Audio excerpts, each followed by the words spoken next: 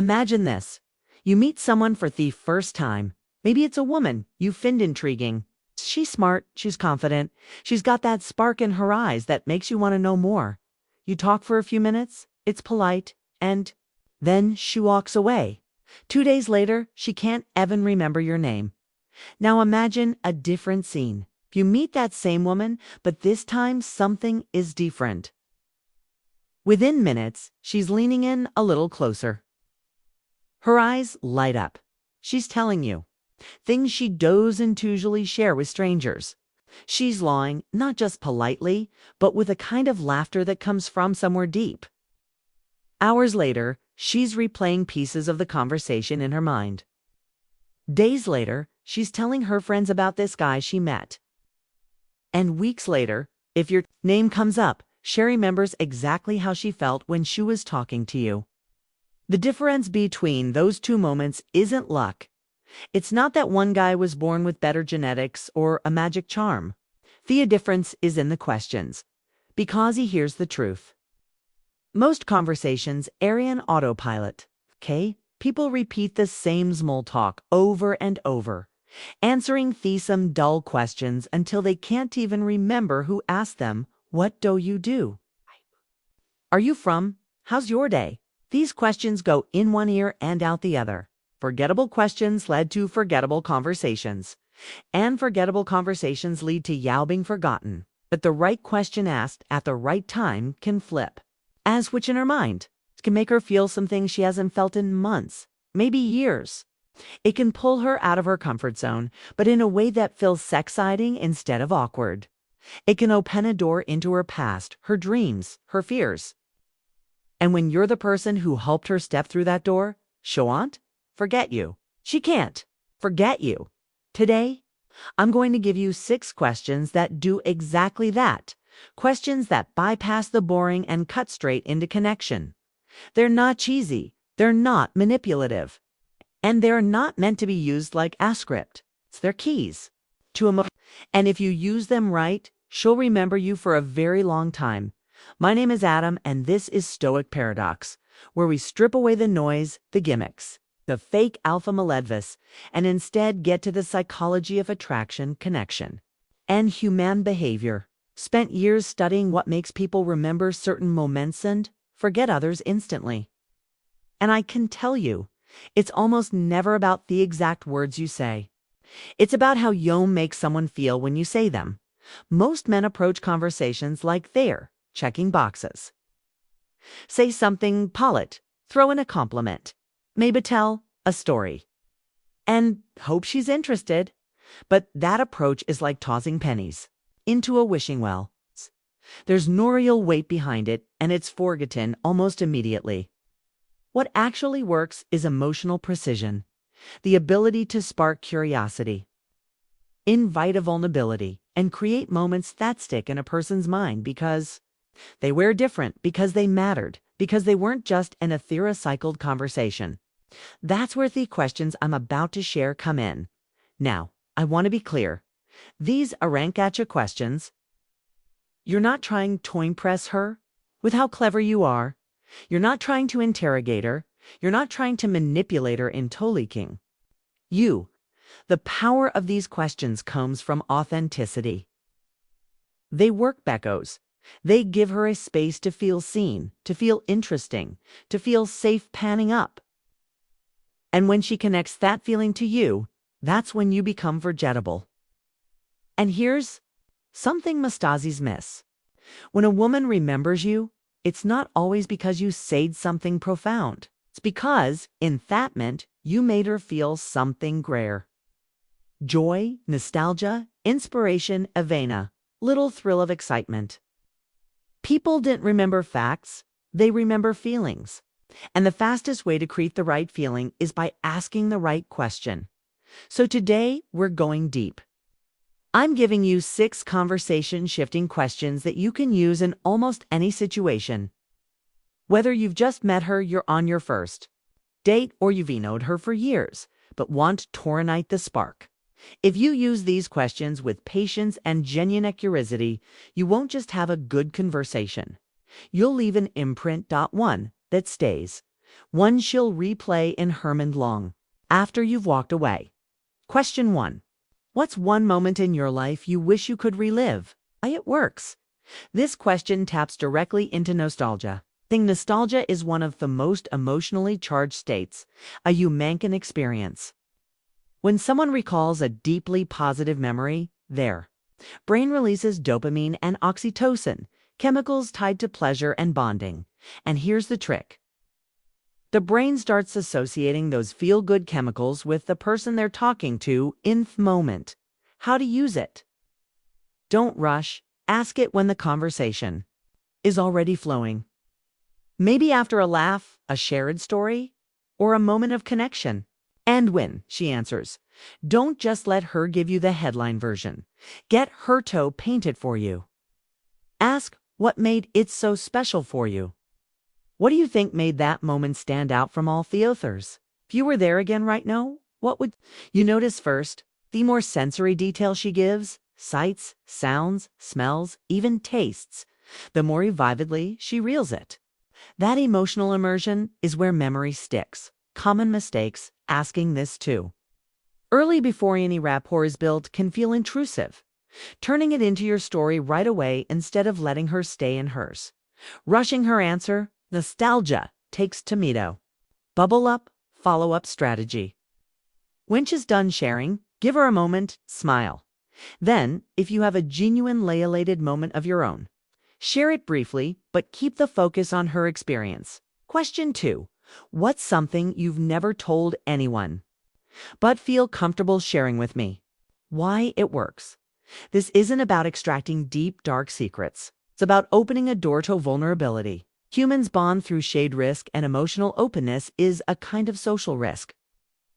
When she feels safe to share something personal, automatically start seeing you as someone she can trust. How to use it. The key here is timing. This isn't a first 5 minutes question. Use it after all, already built some emotional safety. Maybe after you've shared something about yourself first. You can soften it with humor. Okay, here's a fun one. What's something you've never told anyone? And don't worry, I'm not going to blackmail. You'll be surprised. Sometimes she'll share something silly, like a weird food habit. Sometimes she'll go deep. Either way, you've created a unique connection. Common mistakes. Pushing for something overly personal when she's not ready. Reacting with judgment or mockery. Instant trust breaker. Using her answer to turn the spotlight fully onto yourself. Follow-up strategy. Validate the share. If it's light, play along and keep the energy fun. If it's serious, acknowledge it with respect. Thanks for trusting me with that. That acknowledgement is powerful. Question 3. If you could spend 1 year anywhere in the world, where would it be and why? Why it works. This blends curiosity with imagination. It gives her the freedom to dream. And when people dream out loud, they revel wit, inspires them, excites them, or makes them feel alive. The why part is critical. It's where her personality and values come through. How to use it? Ask this. When there's room for a fun, relaxed back and forth. As she answers, listen for the deeper clues. She says Paris because she loves art. That's about creativity. She says barley because she loves nature. That's a boot piece and beauty. These are windows into what she values, not just where she wants to go. Common mistakes. Treating JIT like a travel checklist instead of an emotional window. Ignoring the why and moving on too fast. Using it only as a way to brag about your own trips. Follow-up strategy. Once you know her dream location, explore it with her. What's the first thing you do when you landed? Or who's the first person you'd want to tell about it? Now you're jetting more layers. Question 4. Who has had the biggest impact on the persona you've become? Why it works? This question is a straight shot into values, influences, and formative experiences. When she talks about someone who shaped her, she's not just giving you facts, she's revealing her moral compass, what she admires and what she strives to be. How to use it? Tone matters here. Ask Itan, a calm, interested way. not like an interrogation, as she answers. Listen for the traits she emphasizes. Kindness, strength, resilience, intelligence. Those are traits she either values in others or wants in herself. Common mistakes: dismissing her choice, or making jokes at the person's expense. Making it all about your own role models without engaging. Hers, rushing past theme-packed part. That's the core follow-up strategy. Once she's shared, ask, how do you think you're most like them? This gets her reflecting on her own character, and you're the person guiding that reflection. That's memorable. Question 5. What's something you've always wanted to try but haven't yet? Why it works? This is a forward-looking question. It taps into curiosity, adventure, sometimes hidden fears. People love talking about some daydreams, right? And if she shares one with you, she's handing you a piece of her personal wish list. How to use it. When the vibe is playful or imaginative, this can reveal anything from bucket list adventures to quirky hobbies. If she says skydiving, it's about thrill. She says learning my Italian, it's about culture and expression. Common mistakes. Criticizing mocking her dream. That's crazy or thoughts. Pointless. Immediately trying to insert yourself into it in a forced way. Treating it like a yes or no question without explaining why. Follow-up strategy. Ask what's been holding you back. Now you're in a deeper, more revealing territory. This can uncover fears, priorities, or the story she tells herself about why she hasn't done it yet. Question 6. When in your life have you felt the most alive? Why it works? This is the emotional powerhouse. It pulls her straight into peak experiences. Moments when she was fully present, energized, and connected to life. Just recalling those moments triggers the semi-emotional state in miniature. And Becca's, you're the one asking she launcher that feeling to you. How to use seat. Ask this in a setting where she can really reflect, not in a loud chaotic environment, as she answers. Watch her body language. People often smile unconsciously, or their tone shifts when they recall such moments. Common mistakes: cutting her off before she's fully described it. Using her story as a springboard to tell a much bigger story about yourself, rushing the silence after she finishes. Sometimes the pauses. The connection. Follow-up strategy. Once she's described it, ask, what do you think made that moment so powerful for you? This helps her articulate the deeper meaning. And again, you're Theon leading her there. So now you have them. 6 questions that don't just keep a conversation going, but actually make memorable. It's questions that bypassed dead zone of small talk and dive straight into the part of a person's mind where real connection lives. Here's what you need to understand. It's not fact that you're asking these questions that makes them powerful.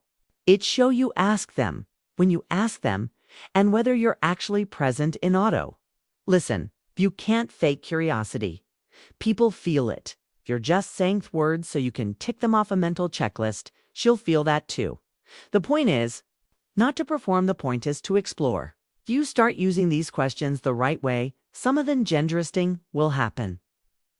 You'll notice her conversations slowing down. You'll notice her eyes lingering a little longer. You'll notice moments of silency thick don't feel awkward, they feel comfortable. And that's the space where trust and attraction grow. But there's a deeper reason I'm giving you these tools. I don't want you to just become a guy she remembers.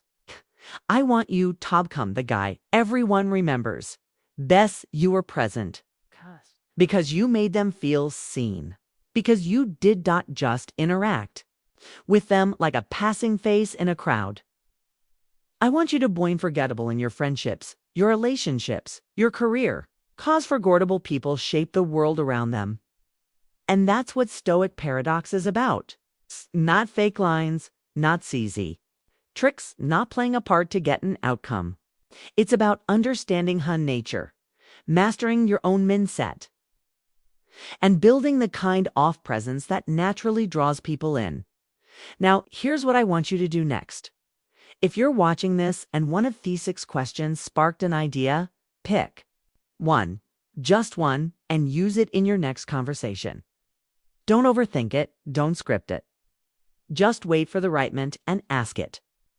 Then listen, realistan. You might be surprised at what happens. And when you try it, I want to hear about it. Drop a comment below and tell me which question you used, what the reaction was, and how it changed the vibe of the conversation. Your experience might help someone else in this community take their first step toward better connection. If this video gave you something valuable, do 2 things for me. First, hit that like button. Tells YouTube this is worth showing to more people, and it helps this community grow. Second, subscribe to Grandma's Minds and turn on notifications because I have more coming. Not just tips, but full frameworks for how to become the kind of men people are drawn to. Respect, and remember, here's a little challenge for you over the next week. See how many forgettable conversations you can transform using just these 6 questions. Make it a game. Make it your personal experiment in human psychology. And when you realize how much better life feels when you connect at this level, you'll never go back to small talk again. My name is Adam. This is Grandma's Minds. And I'll see you in the next one where we go even deeper into thought of connection, attraction, and influence. Until then, don't just talk to people, make them feel, because feelings are what they'll remember. And when they remember the feeling, they'll remember.